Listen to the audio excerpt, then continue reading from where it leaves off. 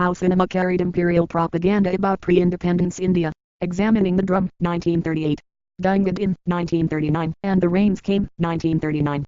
How cinema carried imperial propaganda about pre-independence India. Examining the Drum, 1938. Gangadin, 1939, and The Rains Came, 1939. Right parenthesis. A series of Hollywood and British films were made between 1929 to 39 with India as their central theme. Historical or current affairs accuracy was not their main concern. Racial stereotypes and stock characters of Indians as a generally inferior, silly and mutually divided people were all too common in their backdrop. A look into them suggests that back in time, we Indians may have had stronger reasons than vagrant thin-skinnedness to be mad at some of the movies. Here are 3 films that performed splendidly at the box office in the US and Britain and had a well-known star cast of the time. They all had a strong subtext of the Indian socio-political situation, and different, distorted interpretations of it, and they elicited the strongest reactions in India, which even then had a devoted mass of cinema-goers. Examine their plots below and understand why they would have riled up Indian audiences. The Drum, 1938. Right parenthesis. The Drums, 1938.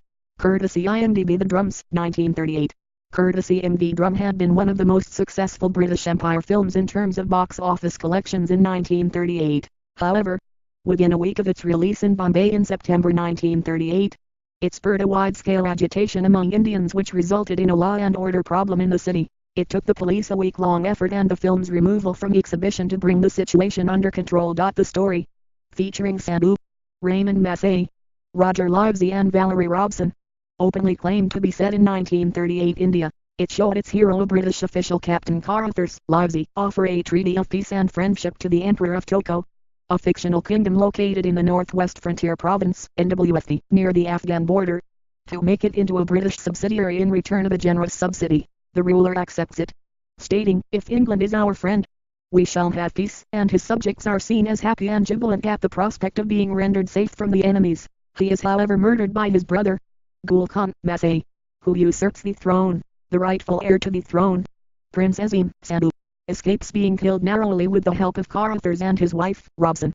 Gul plots to kill the Carruthers and his men at the Muharram feast, but Azim saves his British friends by beating the warning drum he has learnt from his Scottish drumboy friend. Gul is murdered and the throne is restored to the young British loyalist Azim. Ideology and politics: The film was deemed severely objectionable in India for maligning the character of Pathans, portraying them as barbaric brutes through savage dialogues, and for its unabashed propaganda of the British frontier policy, which was in reality severely criticized in and outside India. Conversely, it is also shown that the good Pathans like Azim and his father were friends of the British, when in fact the Pathans had been by and large vociferously anti-British. Captain Carruthers and Gul Khan, first 2 from left, in the Drum.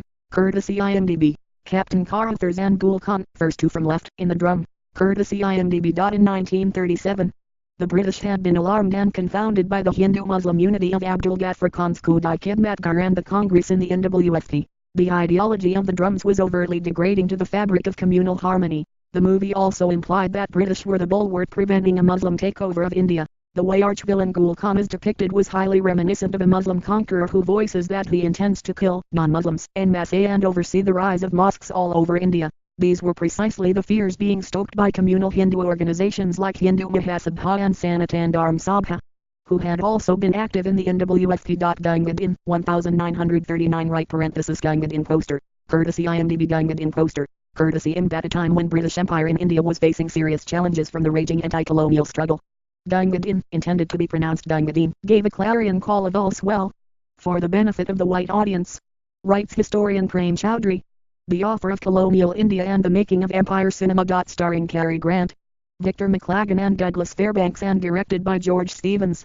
Gangadin, 1939, was based on a popular short poem by Rudyard Kipling with the same name, in which a low-caste Kishti water carrier loses his life in the course of fulfilling his duty while quenching the thirst of wounded soldiers of the British Indian Army. Gangadin tells the adventure tale of 3 adventure-loving British Sergeants Ballantyne, Cutter and Maxney in the British Indian Army who are sent to investigate an outstation in northwestern frontier province attacked by Thuggay, an ancient murderous cult and worshippers of Kali. In process of the plot, the sergeants had violent confrontations with the thugs and eventually discover their hideout in a Kali temple. While the 3 officers alone easily overpower and outwit the hordes of thugs on all occasions, towards the climax they are wounded and captured. The Bhishti Gangadin's bravery in alerting the regiment at the cost of his life saves the officers' lives and prevents the regiment of the British Indian Army coming for their rescue from walking into a deadly ambush. The sergeants are rescued and the uprising is stamped out by the British India Army. Gangadin is recognized as a hero and suitably rewarded. He is posthumously made a corporal in the British Indian Army. Ideology and politics: Gangadin glorified the Raj at the expense of the Indians, noting its effect. An Indian film journal hit out, all the British characters are honest, jolly souls, while all the natives are scheming, treacherous, and scrupulous devils, all but one. The solitary exception is Gangadin. He is always cringing before them. That is how all loyal natives must behave in presence of their rulers. Sam Jaffe as Gangadin, left, and Victor McLagan as Sergeant Maxme, right. Screenshot. Sam Jaffe as Gangadin, left, and Victor McLagan as Sergeant Maxme, right. Screenshot. The late 1930s had been a period of consolidation of communal forces in India, clamoring for the two-nation idea.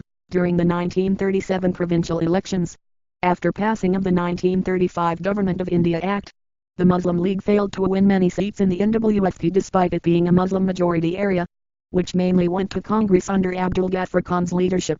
Therefore, in those days, it had been actively propagating that the nationalists in the Congress, being Hindus, were hell-bent on creating a Ram Raj which no true Muslim could align with. Gangadin to in its plot associated Thuggay with Hindus. Muslims were selectively excluded and the Hindus with the nationalists, in a reversal from the drum.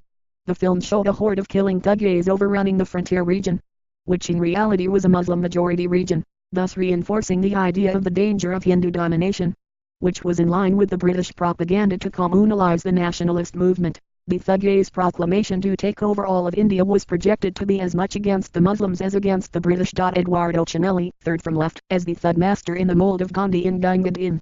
Courtesy, legendarycaragrant.com. Eduardo Cinelli, third from left, as the Thug Master in the mold of Gandhi in Gangadin. Courtesy, legendarycaragrant.com. Moreover, the portrayal of the Thug Master, inciting the masses to kill, quite literally, is unmistakably cast in the mold of Mahatma Gandhi.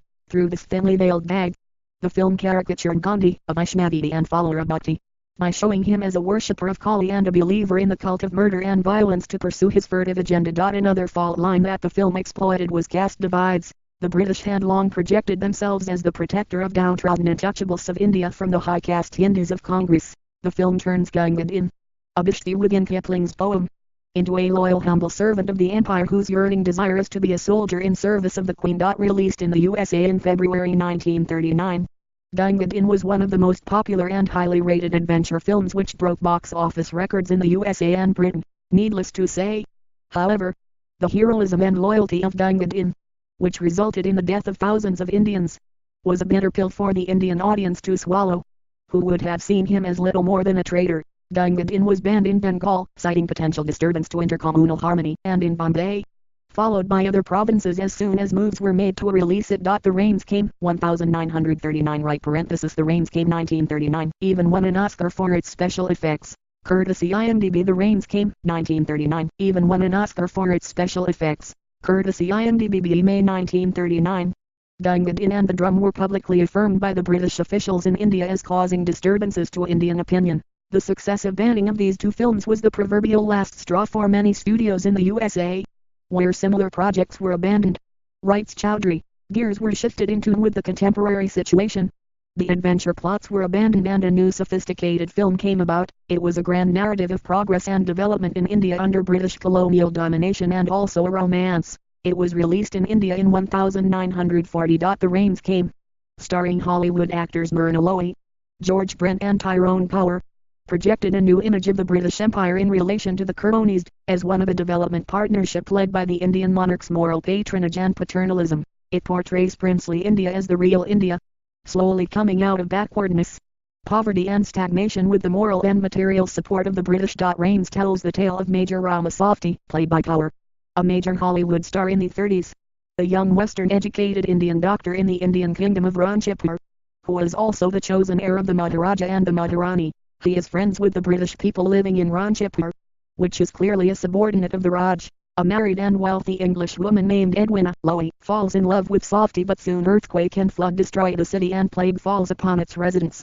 The Maharaja dies from it. Under the Maharani's leadership, Softy's tireless medical service and Britain's unrestrained help, Ranchipur slowly begins to cope with its woes. Edwina, as a medical volunteer, dies of the plague, but leaves her money for the cause of rebuilding Ranchipur. The able Ramasofty is crowned Ranchipur's new king, with the blessings of the British. Ideology and politics: marking a departure from the previous films. Rains avoids crude racial stereotyping of Indians to a large extent. The caliber of the monarchs and educated Indians is shown in a favorable, modern light. Britain is, of course, ever present to protect them and to assist them in uplifting their people. Imperialism is reimagined and recast in a softer, nurturing light, abandoning its aggressive presence for a maternal avatar here, instead of an exploitative and degrading role. The colonizers are shown as helpful, modernizing agents to the Indian society. In reality, one knows that British indifference was responsible for the Bengal famine of 1943. The British position in India at the end of 1930s had been made shaky by the ability shown by the Indians post-1935 in tackling democracy. As demands of Indian nationalists for Purna Swaraj were growing louder, the Rains came, tried to assert that the injection of democracy was not required and that the traditional Indian rulers were capable of governing their people well. That is, with the patronage of the British. Writes Chowdhury, as a film that tried to propose an alternative for India within the British Empire in 1940.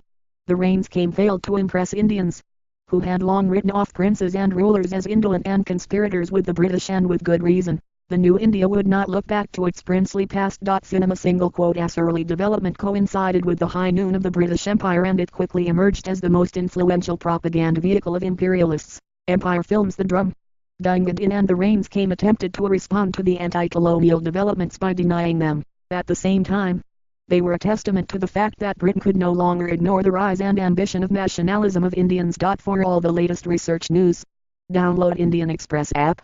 IA Online Media Services Pvt Limited.